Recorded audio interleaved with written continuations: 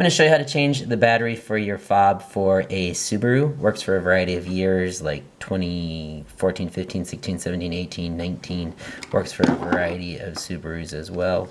And all you're going to do is turn this fob over to the back. You're going to push on that little silver tab and pull up, and voila, there's a key. A lot of people maybe got their car used and didn't even realize there was a key, and there is. So what you're going to do is you're going to see this silver tab here. And so there's a long silver bar and then a little silver piece right there. You're going to go to the piece literally right below where the key was, and you're going to put your key in there, and then you just twist.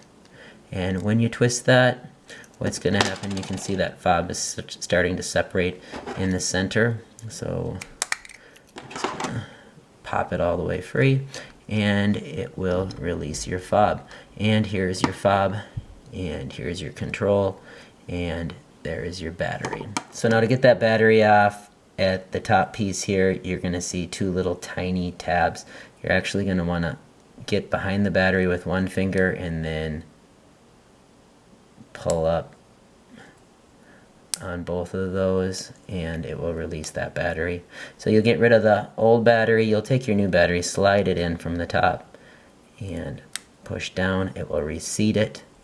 And then to close it back up, all you're going to do is, you can see there's the round space for the battery here. It'll actually set in nicely. If you put it in the other way, it actually doesn't close, so it has to go one way. Once you have that in there, you're going to grab the top part of the fob, seal it towards the back end, push down, and click, and you have replaced your battery. Hopefully that helps. Please like and subscribe. Last but not least, take your key, push it in, and you're done. Hopefully that helps. Change the battery for your fob for a Subaru. Please like and subscribe.